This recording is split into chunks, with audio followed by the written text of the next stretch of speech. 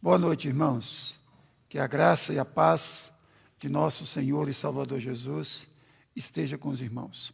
Vamos dar início ao nosso culto de estudo bíblico, lendo a palavra de Deus que se encontra no livro do Apocalipse. Apocalipse, capítulo 19. Nada pode empolgar mais um crente do que as glórias do céu. Apocalipse, capítulo 19, do verso 1 ao verso de número 9. Livro do Apocalipse, capítulo 19, do verso 1 ao verso 9. Com a sua Bíblia aberta aí. Depois destas coisas, ouvi no céu uma como grande voz de numerosa multidão dizendo: Aleluia! A salvação e a glória e o poder são do nosso Deus. Porquanto verdadeiros e justos são os seus juízos, porque julgou a grande meretriz que corrompia a terra com a sua prostituição, e das mãos dela vingou o sangue dos seus servos. Segunda vez disseram: Aleluia! E a fumaça sobe pelos séculos dos séculos. E os 24 anciãos e os 4 seres viventes prostraram-se e adoraram a Deus, que se acha sentado no trono, dizendo: Amém, aleluia. Saiu uma voz do trono exclamando: Dai louvores ao nosso Deus, todos os seus servos, o que o temeis, os grandes e os pequenos. Então ouvi uma como voz de numerosa multidão, como de muitas águas e como de fortes trovões, dizendo: Aleluia! Pois reina o Senhor nosso Deus, o Todo-Poderoso. Alegremo-nos, exultemos e demos-lhe a glória, porque são chegadas as bodas do Cordeiro, cuja esposa a si mesmo se ataviou, pois lhe foi dado vestir-se de linho finíssimo, resplandecente e puro, porque o linho finíssimo são os atos de justiça dos santos. Aqui nós temos a beleza da igreja de Jesus. Então me falou o anjo: escreve, bem-aventurados aqueles que são chamados à ceia das bodas do Cordeiro. E acrescentou: são estas as verdadeiras palavras de Deus. Amém. Vamos orar, irmãos. Ó Pai, graças te damos, porque o céu não é uma hipótese, é uma realidade. Graças te damos, ó Pai, porque nós temos o privilégio de estar esperando este dia glorioso, o dia da volta de nosso Senhor e Salvador Jesus Cristo, vindo em glória, levando a sua noiva, a igreja, que somos nós. Louvado e glorificado seja o teu santo, bendito e eterno nome. Te agradecemos também, ó Pai, porque nós temos o privilégio de estudarmos a tua palavra, de termos, ó Pai, a tua palavra norteando as nossas vidas, tendo a tua palavra, ó Deus, nos exortando, nos corrigindo, mas também gerando em nós esperança, ânimo. Louvado seja o teu nome. Que tu conduzas, ó Pai, o culto que nós iremos te prestar esta noite, ó Pai. Que tudo concorra, sim, para a tua glória, para o teu louvor, mas também para a nossa edificação. É a nossa oração. Em nome de Jesus, teu Filho, Senhor nosso. Amém. Vamos louvar o Senhor com 2 hinos congregacionais.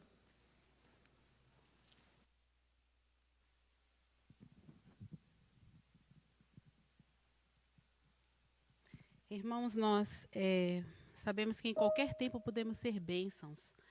E esse hino fala isso, o 221 que nós vamos cantar. Você que está na sua casa nos acompanhando, cante conosco. Faze-me vaso de bênção, Senhor, vaso que leve a mensagem de amor. Eis-me submisso e ao teu serviço.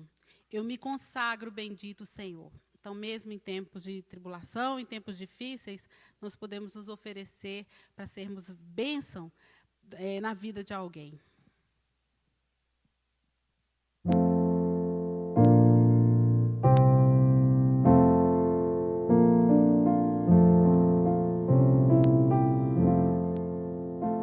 Quero ser um vaso de bênção, sim, um vaso escolhido de Deus, para as novas levar aos perdidos, boas novas que vêm lá dos céus. Faze-me vaso de bênção, Senhor, vaso que leve a mensagem de amor. Eis-me submisso e ao teu serviço eu me consagro, bendito Senhor. Quero ser um vaso de bênção para todos os dias fazer os culpados que vivem nas trevas o perdão de Jesus conhecer. Faze-me vaso de bênção, Senhor, vaso que leve a mensagem de amor. Eis-me submisso e ao teu serviço eu me consagro, bendito Senhor. Quero ser um vaso de bênção, sim, um vaso de bênção sem par, anunciando que os crentes em Cristo, jubilosos nos céus hão de entrar. Faze-me vaso de bênção, Senhor, vaso que leve a mensagem de amor. Eis-me submisso e ao teu serviço eu me consagro, bendito Senhor. Para ser um vaso de bênção é mistério, uma vida real, uma vida de fé e pureza, revestida do amor divinal.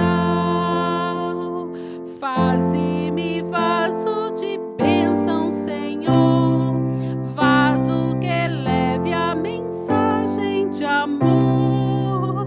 Eis-me submisso e ao teu serviço eu me consagro, bendito Senhor.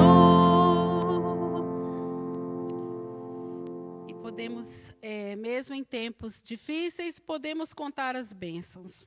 Podemos saber que temos sido abençoados por Deus, Ele tem nos livrado de muitos males e tem estado conosco em todos os momentos, né? E por isso nós vamos cantar o hino 63, Quantas bênçãos, dize quantas são recebidas da divina mão.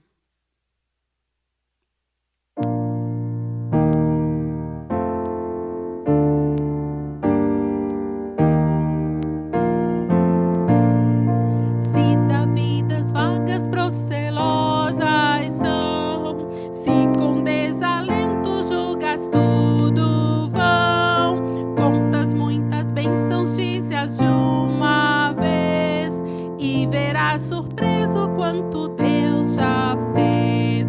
Contas bênçãos, dize quantas são recebidas da divina mão.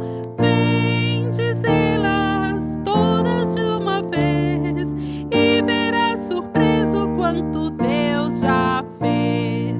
Tens acaso mágoas, triste é teu lidar, é a cruz pesada que tens de levar.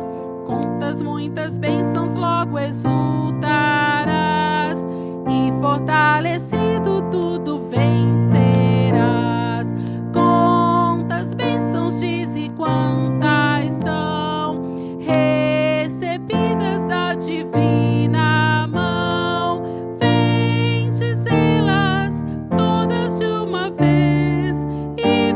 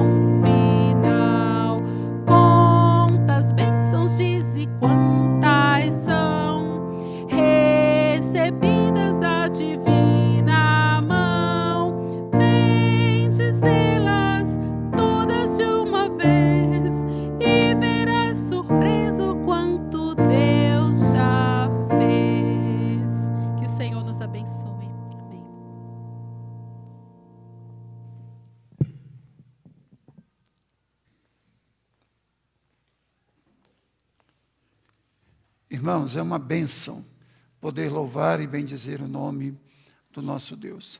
Deixa eu dar alguns avisos aqui. Primeiro, próximo domingo nós teremos escola bíblica dominical às 10 horas da manhã para toda a igreja. Às 10h30 nós temos para a UPA, Escola Bíblica Dominical, com os nossos irmãos Lúcio e Roseli. À noite, culto ao vivo às 19 horas, direto da nossa igreja. Vou repetir, escola dominical às 10 horas para toda a igreja, às 10h30 para os nossos adolescentes, domingo às 19 horas, culto ao vivo, direto da nossa igreja. Tá bom? Outro aviso, irmãos. Se você ainda não entregou seus dízimos e suas ofertas, procure a tesoureira da nossa igreja. Ela vai te dar um direcionamento para que você possa entregar os seus dízimos e as suas ofertas. E eu quero aqui fazer um agradecimento.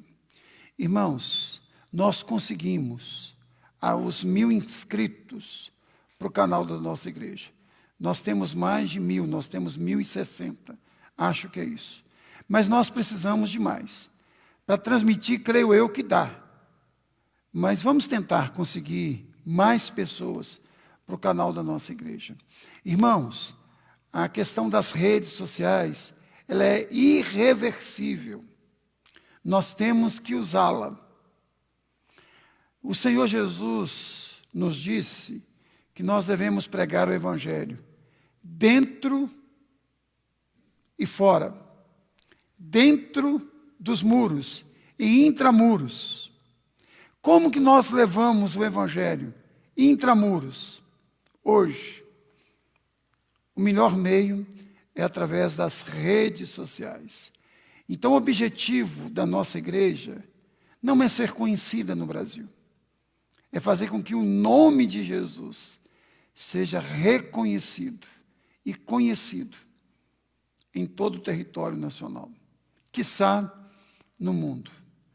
Então, irmãos, vamos orar por esse projeto e vamos ajudar também inscrevendo no canal da nossa igreja. Irmãos, eu quero começar uma série de estudos sobre alguns sinais da volta do nosso Senhor e Salvador Jesus Cristo. E hoje eu quero falar sobre o dia do Senhor, baseado em 2 de Pedro, capítulo 3, do verso 1 ao verso 18.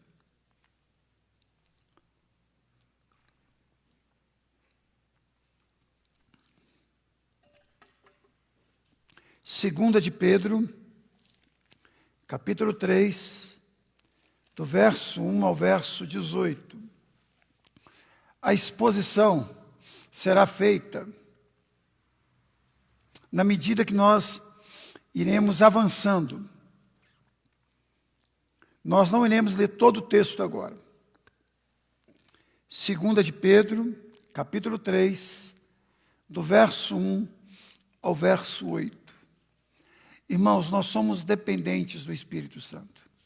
Então vamos orar e pedir que o Espírito de Deus comunique ao nosso coração esta noite. Ó Pai, nós te pedimos, em nome de Jesus, que o teu Espírito comunique ao nosso coração.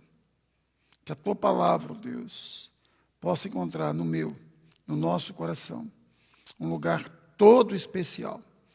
Em nome de Jesus, amém. Irmãos, se você estudar as duas cartas do apóstolo Pedro, você vai perceber que a repetição é um recurso pedagógico muito usado pelo apóstolo. Porque a repetição faz com que a mensagem fique fixada na mente e no coração dos crentes. Uma coisa que me chama muita atenção, e deveria chamar a sua atenção também, é que a doutrina da volta de Cristo é a mais encontrada em todo o Novo Testamento, do que qualquer outra doutrina. É a volta gloriosa do nosso Senhor e Salvador Jesus Cristo. nós só não encontramos a doutrina da volta de Jesus em 4 dos 27 livros do Novo Testamento. Nós não encontramos em Gálatas, nós não encontramos em Filemão, nós não encontramos em 2 João e 3 João. No restante, nós encontramos em todas as cartas, no livro dos Atos dos Apóstolos e nos 4 evangelhos. E outra coisa, irmãos, a igreja primitiva dava muita ênfase à volta de Jesus como grande juiz. E é interessante que essa grande ênfase dada pela igreja nos seus primórdios chamou tanta atenção que os falsos mestres da igreja chamou essa doutrina de fábulas engenhosamente inventadas. Perceberam? A igreja dava tanta ênfase a essa doutrina que incomodou os verdadeiros mestres. Não, os falsos mestres, que a chamou de fábulas engenhosamente inventadas. Você encontra aí no capítulo 1, se não me engano, no verso de número 16. Irmãos, e nesse texto, a primeira coisa que nos chama a atenção é que a volta de Cristo é algo central para a fé cristã. E outra coisa, é algo que nós encontramos nas Escrituras de forma bem harmônica. Não é algo que nós temos que ficar pensando aqui e ali. Há uma harmonia em todas as Escrituras com relação à volta do nosso Senhor e Salvador Jesus Cristo. Prova disso que Martinho Lutero diz que as grandes doutrinas da Bíblia, entre elas a volta de Jesus Cristo, está latente, oculto no Antigo Testamento, mas está patente no Novo Testamento, ou seja, aberto de forma clara no Novo Testamento. E é interessante que no texto que nós estamos aqui, diante de nós, quando Pedro vai tratar sobre a volta de Jesus, ele começa falando que os profetas e os apóstolos, de forma harmônica, trataram a respeito deste assunto. E ele começa dizendo assim: amados, essa é agora a segunda epístola que vos escrevo. Em ambas procuro despertar com lembranças a vossa mente esclarecida. Notem, repetição, para que vos recordais das palavras que anteriormente foram ditas pelos santos profetas, bem como o mandamento do Senhor e Salvador, ensinado pelos vossos apóstolos. Preste atenção, irmãos. Ele está dizendo que no Antigo Testamento, com os profetas, no Novo Testamento, pelo Senhor Jesus e pelos apóstolos, essa doutrina foi tratada. E é interessante que o apóstolo Pedro, ele diz que Jesus falou da sua volta gloriosa, mas ele não marcou data, mas ele falou dos sinais. E qual é o objetivo dos sinais que antecedem a volta de Jesus? Para muita gente, é para produzir especulação. Mas quando nós estudamos a doutrina da volta de Jesus, nós percebemos que não é para especulação, mas para a preparação da igreja. Para que a noiva do Senhor Jesus, que é a igreja, esteja preparada para receber o noivo para bodas do Cordeiro. E, infelizmente, muitos crentes, eles não se preparam para a volta de Jesus. Não há preparação bíblica, há apenas especulação, nem teológica, mas filosófica, que beira ao absurdo de termos filmes como Deixados para Trás, livros como Deixados para Trás. E Pedro diz também que os apóstolos ensinaram em exaustão sobre a volta de Cristo. E é interessante que ele trata a volta de Cristo aqui de forma bíblica, usando os profetas do Antigo Testamento, a pessoa de Jesus Cristo, e invocando também os seus colegas apóstolos, porque o melhor remédio para nos tornar imunes aos falsos ensinamentos é o apego aos ensinos apostólicos. Irmãos, se você quer se tornar imune às heresias, principalmente às heresias escatológicas, você tem que se apegar aos ensinos de Jesus e dos seus apóstolos. Aí, irmãos, Pedro começa a falar desses falsos profetas que ensinam de forma errada, equivocada, a volta de Jesus, ou a não volta de Jesus. Havia nos dias do apóstolo Pedro esses dois grupos de falsos mestres, que ensinavam a volta de Jesus de forma errada ou a não volta de Jesus. E é interessante que Pedro começa a desenvolver, dizendo, olha, os falsos profetas, eles estão por aí. Olha o verso 3. Tendo em conta, antes de tudo, que nos últimos dias virão escarnecedores, com seus escárnios, andando segundo as suas próprias paixões. Irmãos, últimos dias na Bíblia é o período compreendido entre a primeira e a segunda vinda de Jesus. Então nós estamos vivendo os últimos dias desde a ascensão de nosso Senhor e Salvador Jesus Cristo. E o primeiro sinal da volta de Jesus é o falso profeta, é o engano.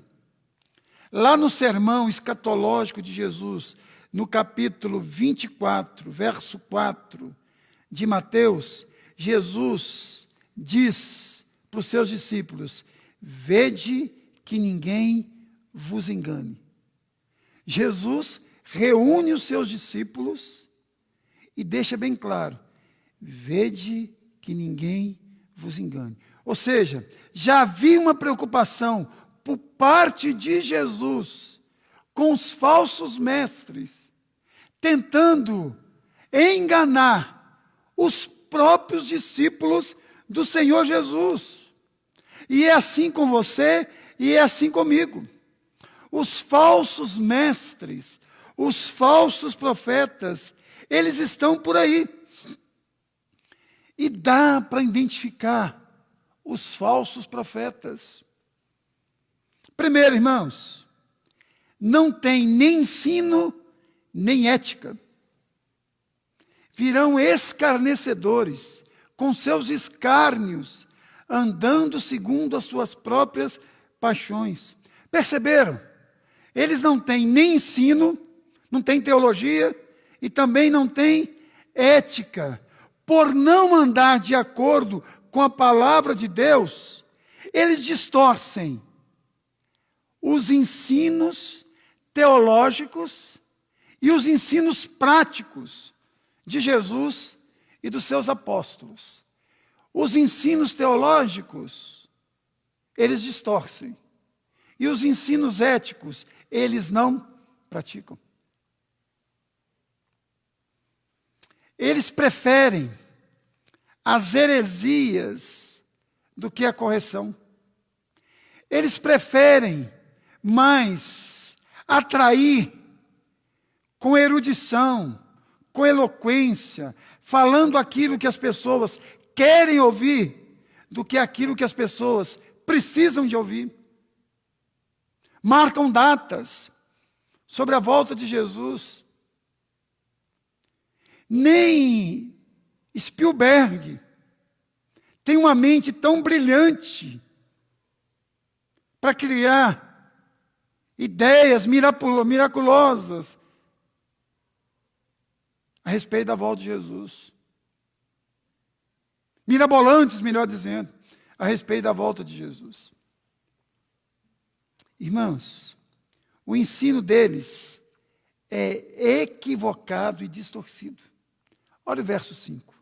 Porque deliberadamente, eles querem assim, esquece que de longo tempo houve céu, bem como terra, a qual surgiu da água, e através da água, e pela palavra de Deus. Irmãos, muitas vezes eles negam o que Deus fez, está fazendo e vai fazer. Eles dão mais ênfase àquilo que eles fazem, ou que aquilo que o grupo deles tem compromisso. Eles não têm compromisso com aquilo que Deus fez, Deus faz e Deus está fazendo. Aí, irmãos, Pedro, para corrigir os crentes,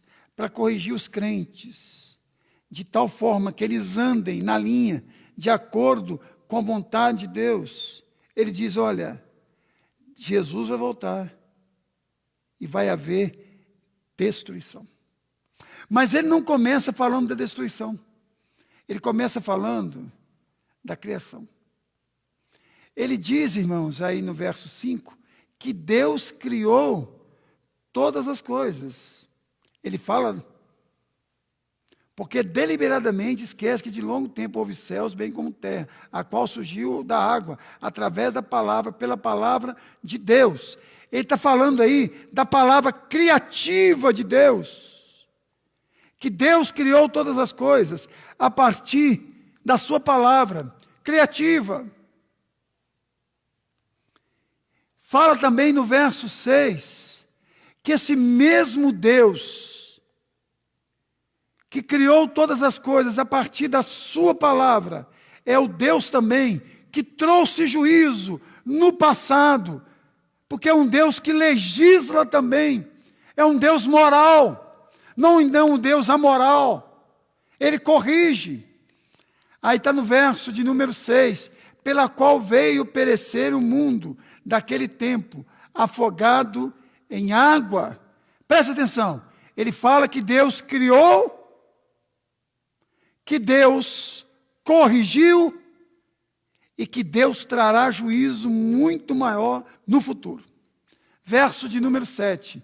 Ora, os céus que agora existem e a terra, pela mesma palavra, têm sido entesourados para o fogo, estando reservados para o dia do juízo e destruição dos homens ímpios. Irmãos, Deus não prometeu que destruiria o mundo em água, mas Ele prometeu que vai destruir em fogo. Em fogo. E uma coisa que nos chama a atenção é o poder deste Deus. Um Deus que cria pela palavra, que corrige pela palavra, mas que destrói também pela palavra. A palavra de Deus, ela é criativa, ela é corretiva e ela é destrutiva. Então, irmãos, você e eu temos que ter em mente que o Deus que nós servimos, que se revelou de forma plena em nosso Senhor e Salvador Jesus Cristo, Ele cria pela palavra, ele corrige pela palavra e ele vai destruir pela palavra. Sabe por que Pedro usa isso, irmãos? Porque os falsos mestres estavam aproveitando a frustração reinante naqueles dias. Que frustração era essa? Eles acreditavam que Jesus voltaria muito em breve. E algumas décadas haviam passado. E Jesus não voltara. Olha o que diz o verso de número 8. Há todavia uma coisa, amados, que não deveis esquecer, que para o Senhor um dia é como 1000 anos, e 1000 anos como um dia. Não retarda o Senhor a sua promessa, como alguns a julgam demorada. Pelo contrário, Ele é longânimo para conosco, não querendo que nenhum pereça, senão que todos cheguem ao arrependimento. Irmãos, eles estavam ironizando os crentes, dizendo, olha, não tem segunda vinda não. Jesus não vai voltar não. E eles usavam uma expressão aí no verso 4, dizendo, onde está a promessa? No verso 3 diz que eles são escarnecedores. E olha o escárnio aqui. Onde está a promessa da sua vinda? Porque desde que os pais dormiram, todas as coisas permanecem desde o princípio da criação. Perceberam? Eles são irônicos, maldosos, sutis. Onde está a promessa da sua vinda? Vocês não perceberam que está do mesmo jeito que era no tempo do seu pai, do seu avô, do seu bisavô? Eles estavam zombando, irmãos. Aí Pedro começa a trabalhar essa questão do tempo no coração daqueles crentes. Primeiro, ele fala da perspectiva de Deus. Você e eu temos que entender que há o tempo na perspectiva humana e na perspectiva divina. Por isso que nós temos duas palavras. Na perspectiva humana, cronos, tempo conhecido. Na perspectiva divina, kairos, tempo que somente Deus sabe. E notem que Pedro diz que para Deus um dia é como 1000 anos, e 1000 anos como um dia. Perceberam que Pedro, que foi líder do colégio apostólico, ele não ousou marcar uma data para vir volta de Jesus. E nós encontramos gente marcando data de volta de Jesus hoje. É interessante que Pedro aqui não faz especulação. Pedro faz pregação. E o objetivo de Pedro aqui é a preparação dos crentes. Pedro não está importando aqui em fazer especulação, numerologia, cabala. Não. Ele está preparando os crentes. E ele diz que a demora do Senhor, ela é aparente e ela é proposital. Está no verso de número 9. Porque ele é longânimo para conosco, não querendo que nenhum pereça. Nota, irmãos, Pedro soluciona essa questão que estava afligindo o coração dos crentes, trazendo esperança, falando da aliança. Ele não está ensinando aqui o universalismo, que todos serão salvos. Ele está ensinando a misericórdia e a graça, dando tempo para que as pessoas se arrependam dos seus pecados, se voltem para o Senhor Jesus, se tornem noivas, zelosas, que amam e aguardam o noivo. Aí, irmãos, ele fala da volta de Jesus. E a primeira coisa, ele diz como Jesus virá. Ele não diz quando, mas como Jesus virá. Olha o verso 2. Virá, entretanto, como ladrão, o dia do Senhor, no qual os céus passarão com estrepitoso estrondo. Irmãos, quando Pedro diz que Jesus virá como ladrão, ele está dizendo o quê? Que nós, que somos crentes em Jesus, devemos vigiar, aguardar, orar e amar a vinda de Jesus. Nós não sabemos quando. O que nós sabemos é que ele virá. Virá como ladrão. De repente. Isso, irmãos, é para gerar vigilância, oração, preparação e amor intenso. Por isso que nós oramos, Maranata, ora vem, Senhor Jesus. E ele fala do resultado da volta de Jesus. Finalzinho do verso 10 aí. E os elementos se desfarão abrasados. Também a terra e as obras que nela existem serão atingidas. A palavra abrasados aí significa desintegrar, dissolver. A terra vai ser desintegrada, dissolvida. Haverá consumação de todas as coisas. Ele fala como Jesus virá e o resultado da volta de Jesus. Agora, mais uma vez, ele não fala de data. Ele não fala de data. Depois, ele diz como nós devemos nos portar. Irmãos, é interessante você e eu conhecermos o contexto para nós entendermos um texto. Havia um ensinamento entre os judeus que se o povo de Israel ficasse um dia sem pecar, o Messias viria. Isso é impossível para o Israel espiritual de hoje. Mas isso tem um ensinamento muito interessante para nós, que nós devemos pecar o mínimo possível. Isso era uma lenda, mas existia essa lenda.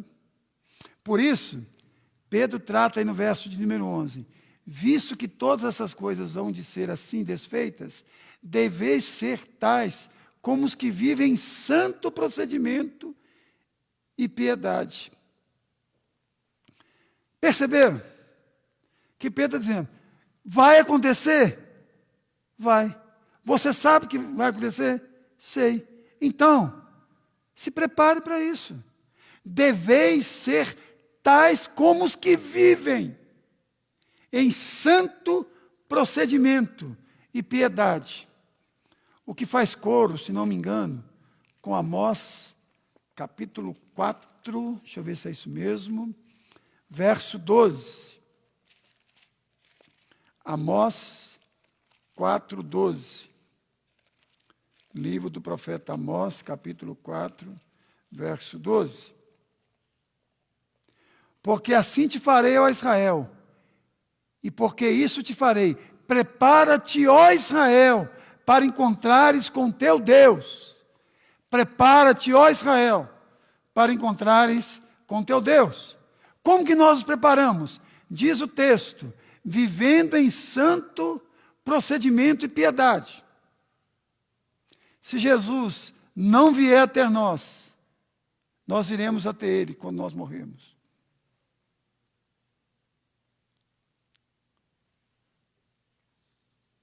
Outra coisa, devemos ter uma grande expectativa. Olha o verso 12. Esperando a volta de Jesus. Deve ser algo que nos alegra, que impulsiona a nossa esperança, o nosso jeito de viver aqui na terra.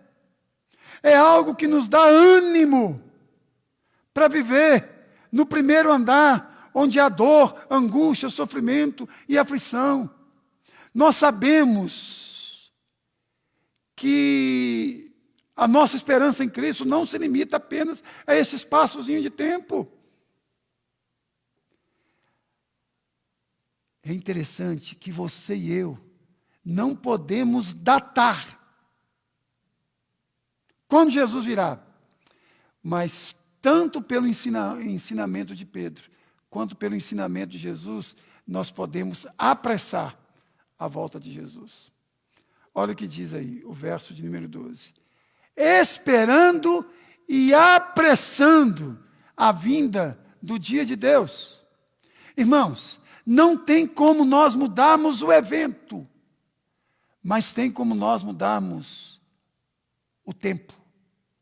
Para quando? Não sei, mas dá para adiantar.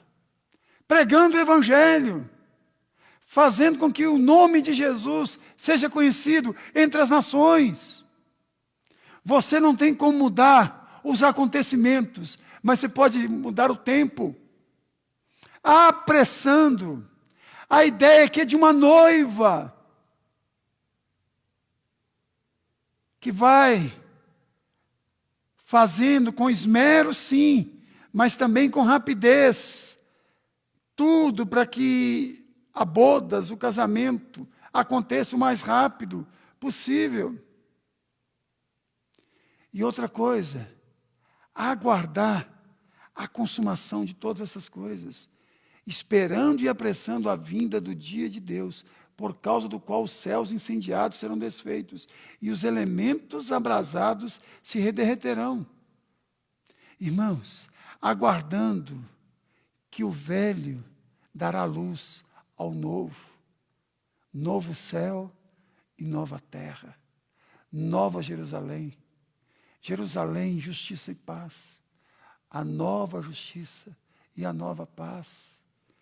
Então, irmãos, nós devemos aguardar este grande dia, grande dia. Aí, irmãos, essa mesma igreja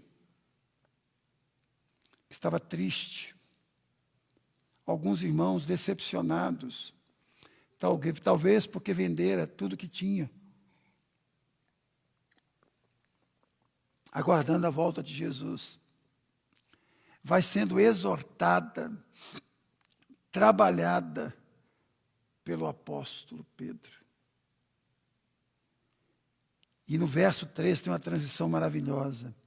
Nós, porém, no finalzinho do verso 13, está falando de incêndio, das coisas que serão desfeitas, elementos abrasados que derreterão.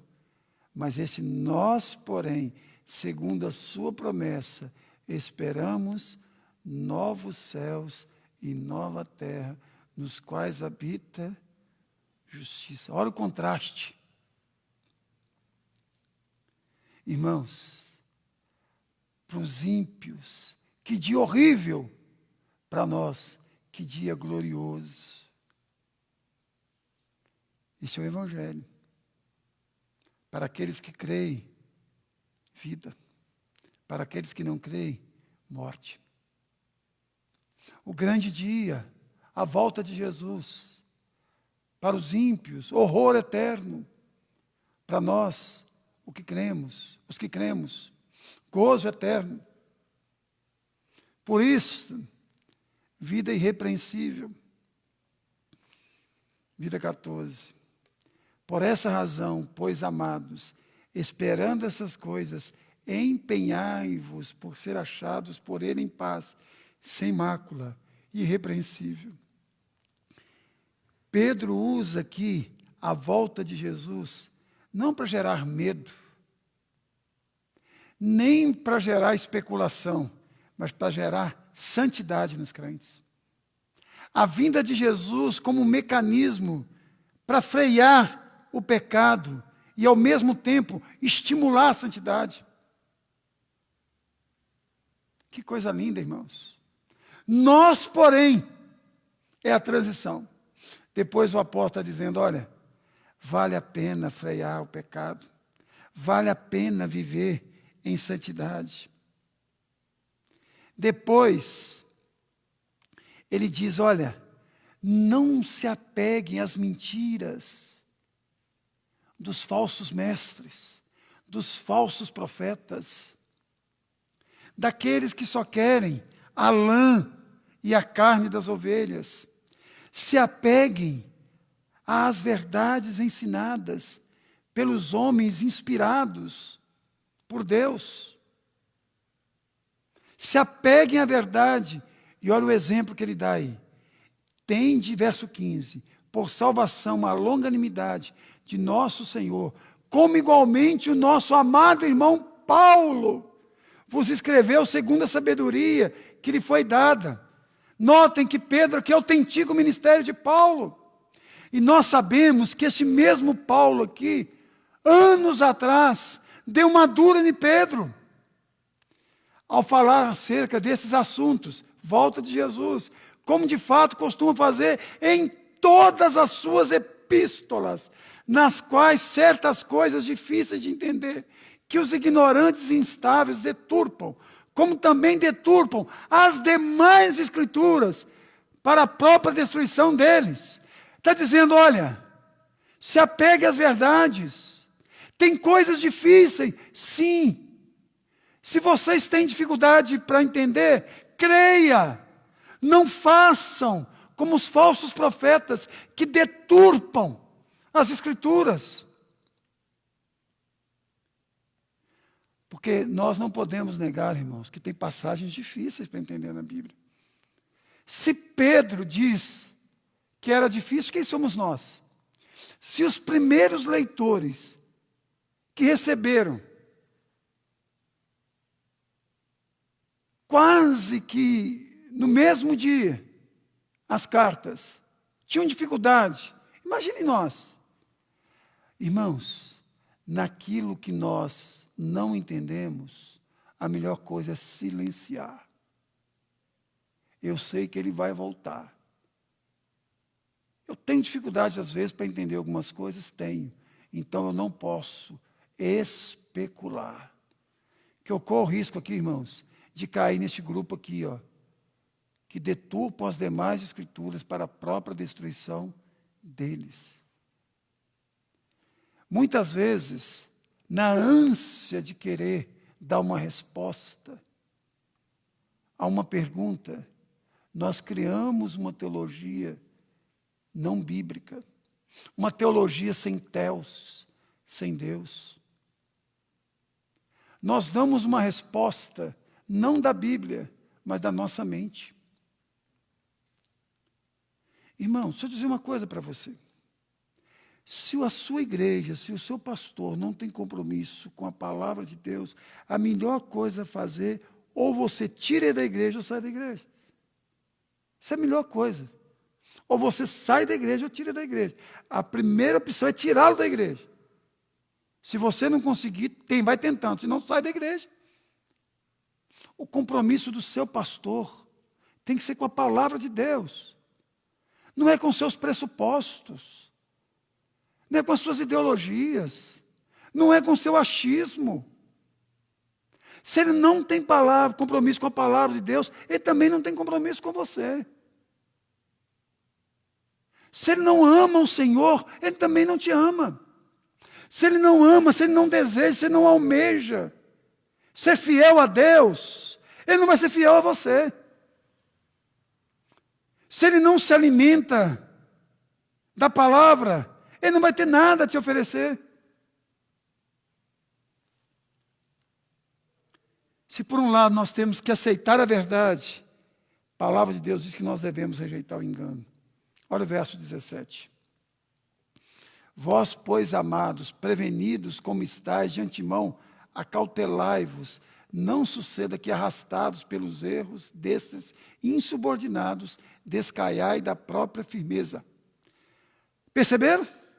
Aceite a verdade, rejeite o engano. Não há meio termo aí não, irmãos. Tá bom, eu vou ficar com meia verdade e meio engano. Não. Aceite a verdade, repudie o engano. Irmãos, olha, eu não tenho muita paciência com essas pessoas que leem o texto, pregam um sermão de 3 pontos. Leem o texto, sai do texto e não volta mais para o texto. Não tem nenhum compromisso com a palavra de Deus. Enganam sem nenhum pudor. Falam o que Deus não falou. Proíbe aquilo que Deus não proibiu. Manda fazer aquilo que Deus nunca mandou fazer. A Bíblia diz que os crentes de Bereia eram mais nobres do que os crentes de Tessalônica. Porque eles recebiam a palavra com toda avidez. E quem era o pregador? O apóstolo Paulo. Mas eles conferiam para ver se batia. Por último, primeiro, aceite a verdade, rejeite o engano, cresça no conhecimento e na graça. Olha o verso 18 comigo. Antes, nova transição. Ele está falando aqui dos falsos, ele está falando aqui para rejeitar o engano. Aí tem outra transição, uma adversativa aqui. Antes, crescei na graça e no conhecimento de nosso Senhor e Salvador Jesus Cristo. A Ele seja a glória tanto agora como no dia eterno. Preste atenção, irmãos. Ele diz, cresça, não retroceda.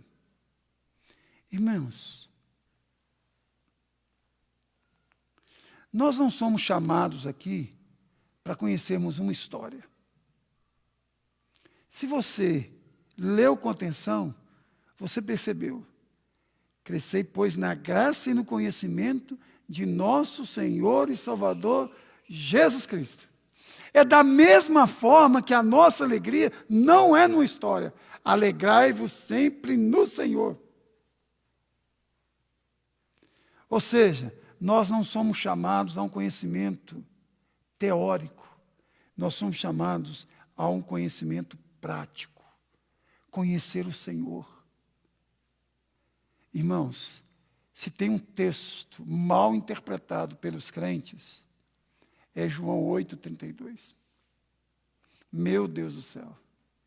Chega a doer a alma quando eu ouço algumas pessoas interpretando João 8,32.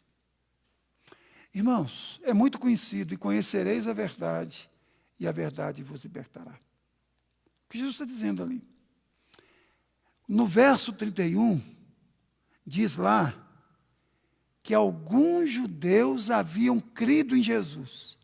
Então já eram crentes. Aí Jesus chama esses crentes a se tornarem discípulos. Aí Jesus diz, e conhecereis a verdade, e a verdade vos libertará. Primeiro, quem é a verdade? Jesus. Que significa conhecer Jesus? Intimidade. A palavra conhecer ali é a mesma usada quando diz que Maria ainda não tinha conhecido José, ou José ainda não tinha conhecido Maria, não tinha tido intimidade com ela. Então Jesus está dizendo, olha, tenham intimidade comigo, sejam meus discípulos, andem comigo, vivam de acordo com os meus ensinamentos. Coloquem um pescoço de vocês junto ao meu e vamos caminhar juntos. Permita que eu seja o pastor de vocês. É assim, conhecereis a verdade e a verdade vos libertará. Por isso que tem muita gente que conhece a história de Jesus, mas não conhece o Jesus da história. Por isso que tem muita gente que tem conhecimento teórico, mas não tem conhecimento prático. E aqui eu termino com 5 aplicações. Primeira, a demora de Jesus não significa negação da palavra. A palavra diz, ele vai voltar e ele vai voltar mesmo. Segundo, a demora não significa anulação de um propósito. Terceiro, a demora é evidência da eternidade de Deus. É demora para mim e para você, que somos limitados ao tempo. Mas para Deus não. Então a demora é uma evidência da eternidade de Deus. A demora também é uma evidência explícita da misericórdia de Deus. E por último, e aqui eu quero falar bem devagar para você não esquecer. A nossa missão não é de especulação, mas de testemunho. Deixa eu repetir. A nossa missão não é da especulação, mas do testemunho. E eu termino aqui, lendo um dos textos mais conhecidos da cristandade, Atos 1. Atos 1.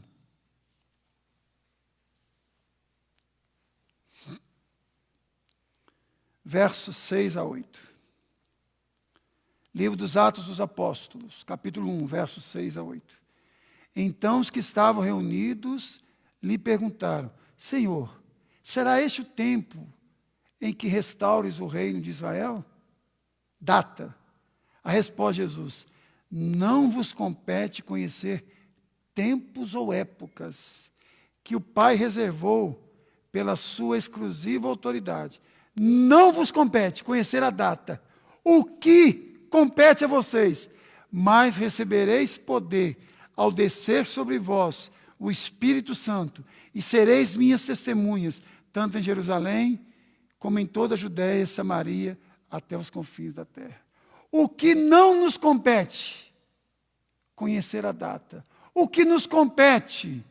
Aguardar e testemunhar a volta gloriosa do nosso Senhor e Salvador Jesus Cristo.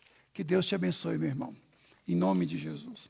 Queria chamar o nosso irmão Lúcio aqui para orar, encerrando este momento.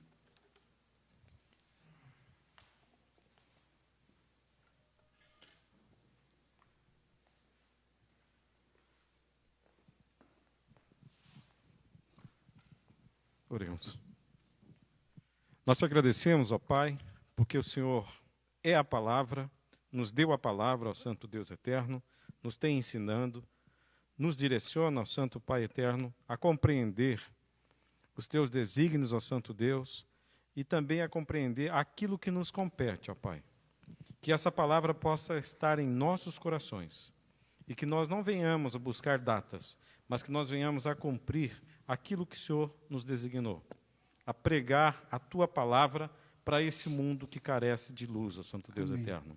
E que essa luz brilhe primeiramente em nós, para que nós possamos refletir a Tua imagem, ó Santo Deus eterno.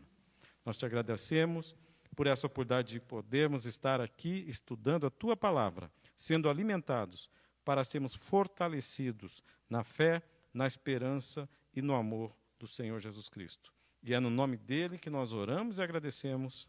Amém.